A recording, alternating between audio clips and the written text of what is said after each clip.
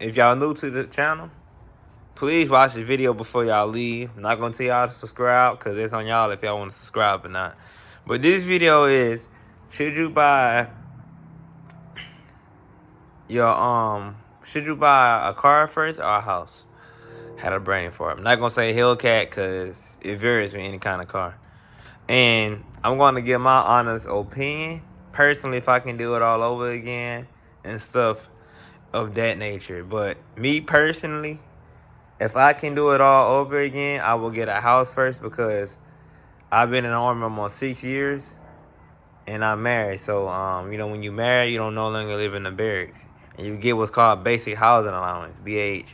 And that basically gives you the funds to purchase, like rent, a mortgage, whichever one you decide. And I got married in 2019 before COVID, and prices on homes were good and interest rates were good.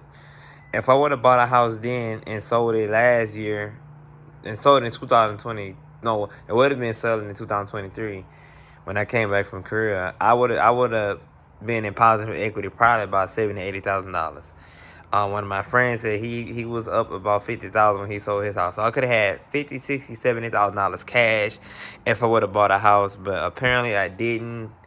I rented for 4 years and I paid almost $40,000 in rent. And good God Almighty, it eats me up every time when I look at my bank account and I don't see $70,000-$80,000. But hey, we live and learn. But hey, y'all can learn from me, and hey, and you just base your decision off that. But if I will say personally, if you don't have no kids, if you always on the road, I say a house wouldn't be ideal for you. Since you won't be in it, paying a mortgage on a house that you won't be staying in, won't really seem beneficial. But you can also possibly make money off that house. You can always rent it out and make money like that. But cars are typically different. Cars tend to lose value versus houses. Most homes appreciate in value while most cars depreciate in value. So houses and cars are assets because they always need money into them to exist. General maintenance, you always got to be paying some type of insurance, liability, compensation, etc. But cars lose value, man. Like, you don't even have to drive your car and it just lose value. That's just how it is with cars, man. A lot of people, like, you can't drive a house or raise a house, but you can live in a car and do both. That's not a good excuse because, for one, if you got a family, why would you want to live inside of a car? Two, if you don't have a family and you single, I say get the car. If you don't mind renting, if you mind renting to own, whatever you do, if you fine with it at the end of the day, that's all that matters. But me personally, man, I'm glad I got my house because now I got a garage. As you can see, me and my wife keep our cars in the garage every night. Especially having something like this, man. They stealing them out of people's driveways. So you just want to be really cognizant about the decisions that you make in your life. You know what I'm saying? But for what I got this car, look at my last video for what I got this car for. You know what I'm saying? It's pretty affordable. I was able to keep my car and get my house. Excuse the garage, I'm cleaning it out. It's a mess. Rearrange some stuff in the house, cleaning up.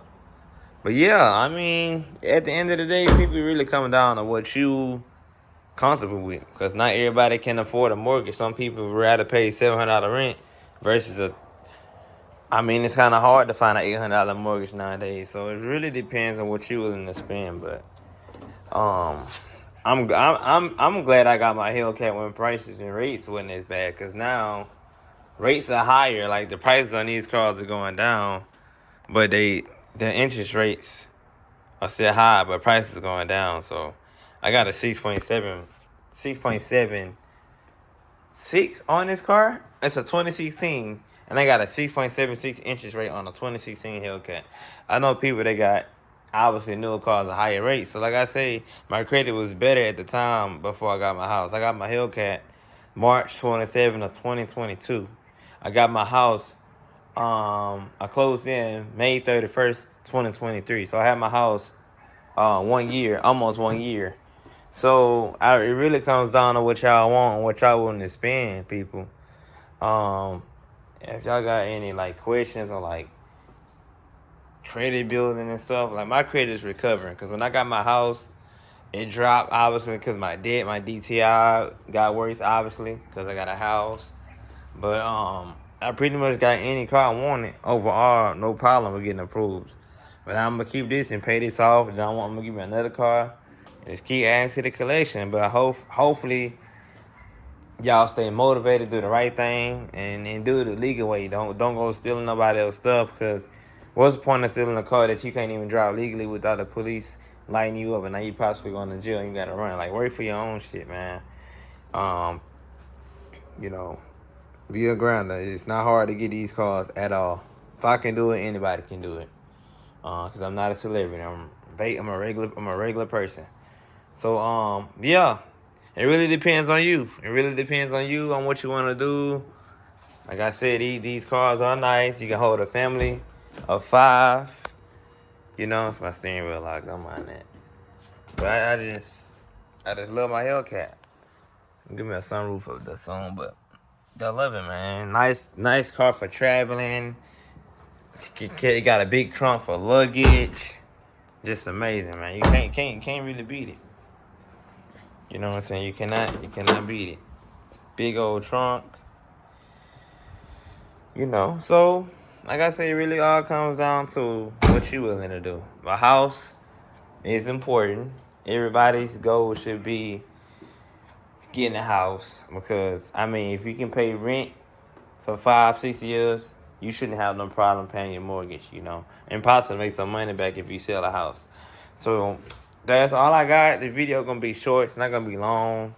I just say do what fits you, but personally, if you're gonna be coming home a lot, if you're gonna be in the home a lot, if you live near your house, I say buy a house.